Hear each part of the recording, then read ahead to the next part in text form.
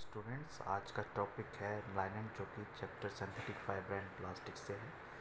Previous class में हमने रेयॉन्स के बारे में पढ़ा था, तो आज नया टॉपिक के साथ जो नेक्स्ट सिंथेटिक फाइबर वो नायलॉन है। तो आज हम इसके बारे में पढ़ेंगे। नायलॉन पढ़ने से पहले हम पॉलीमर्स के बारे में पढ़ते हैं। पॉलीमर्स क्या होते हैं? A polymer is a very big molecule formed by the combination of a large number of small molecule. These small molecule which join together to form polymer called monomer. Students, क्या होता है ये जो एक polymer है? Polymer कैसे form होता है? पॉलीमर फॉर्म होता है by the combination of monomer unit. अब मोनोमर यूनिट्स क्या है? Monomer is a single unit of polymer, यानी जो सबसे स्मॉल यूनिट होगी, ये स्मॉल यूनिट से मिलके ये पॉलीमर, जितनी भी ये मोनोमर्स हैं, ये सारे मिलके पॉलीमर को फॉर्म करते थे। तो सिंगल मॉलिक्यूल को हम क्या कहेंगे? मोनोमर। और होल चेन को हम क्या कहेंगे? पॉलीमर। अब हम अगर एग्जांपल्स की बात करें तो मान लो एक कॉटन फाइबर है। कॉटन फाइबर का जो पॉलीमर होता है वो सेलुलोज होता है।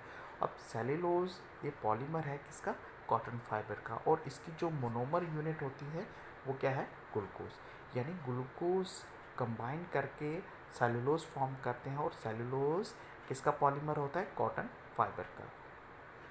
अगर इसको हम डिफाइन करें, ए polymer is a very big molecule formed by the combination of large number of small molecule. These small molecules which join together to form a polymers called monomer. हम उसको मोनोमर, सिंगल यानी single units को monomer कहेंगे, और whole chain को हम क्या कहेंगे?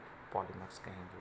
तो अलग अलग फाइबर्स के साथ अलग अलग पॉलीमर्स का नाम होगा।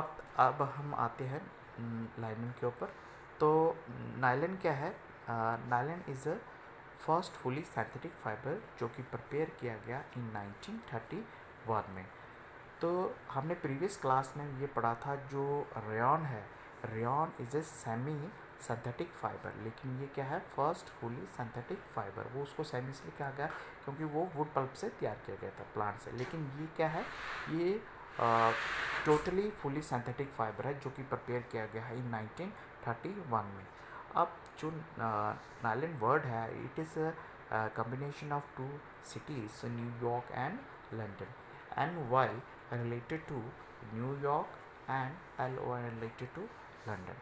तो सबसे पहले नायलॉन का जो टूथब्रश बनाए गए वो कि न्यूयॉर्क में उसके टूथब्रश के जो ब्रिस्टल थे वो बनाए गए, और वो काफ़ी फेमस हुए। उसी के नाम से जो न्यूयॉर्क में ये काफ़ी फेमस हुआ, तो इसी से नाम से ये नायलॉन वर्ड दिया गया इसको। अब ये कैसे प्रिपेयर किया जाता है? It was prepared by using coal, water and air. ये कैसे प्रिपेयर किया गया था? कोल से, वाटर से और एयर से इसको प्रिपेयर किया गया था। अब हम इसकी प्रॉपर्टीज़ की बात करते हैं। तो प्रॉपर्टीज़ में आता है, it is strong, elastic and light in weight. एक तो ये बहुत ज़्यादा स्ट्रॉन्ग होता है, इलास्टिक होता है, और वज़न में कम होता है। स्ट्रॉन्ग अगर हम कह लें तो ये एक स्टील वायर से भी ज़्यादा स्ट्रॉन्ग होता है। और अगर हम इसकी इलास्टिसिटी की बात करें, इलास्टिक यानी टेंसाइल, इसकी बहुत ज़्यादा हाई टेंसाइल स्ट्रेंथ होता है, जिसकी वजह से इसको इलास्टिसिटी मिलती है। और ये वज़न में बहुत ही कम होता है। ये चमकदार होता है, लस्ट्रस होता है, और हम इसको आसानी से वॉश भी कर सकते हैं, यानी आसानी से इसको हम धो सकते हैं। नेक्स्ट है इसके यूजेस। इसका यूज इस्तेमाल कहाँ कहाँ किया जाता है? It is use in making sari, fish nets, umbrella, toothbrush, socks, parachutes, badminton etcetera. इन सभी में इनका इस्तेमाल किया जाता है। सबसे पहले हम बात करें, इसको साड़ी बनाने के काम आता है ये नायलॉन। फिशिंग नेट्स, फ़िश को पकड़ने के लिए जो नेट्स फॉर्म होते हैं उनको ये उसमें ये यूज़ होता है। अम्ब्रेला में यूज़ होता है, अम्ब्रेला बनाने में। टूथब्रश के जो ब्रिस्टल्स होते हैं उनको बनाने के लिए इस्तेमाल किया जाता है।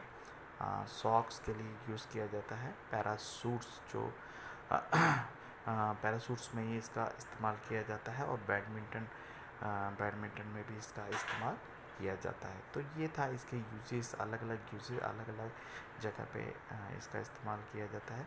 तो स्टूडेंट्स, आपने ये याद रखना है कि रेयॉन और नायलॉन में फ़र्क इतना है कि वो सेमी सिंथेटिक फाइबर है और ये फुली सिंथेटिक फाइबर है। तो आई होप कि आपको समझ आया होगा। नेक्स्ट क्लास में हम न्यू टॉपिक के साथ आएंगे। आई होप कि आपको समझ आया होगा। आज के लिए इतना ही रखेंगे। Thank you.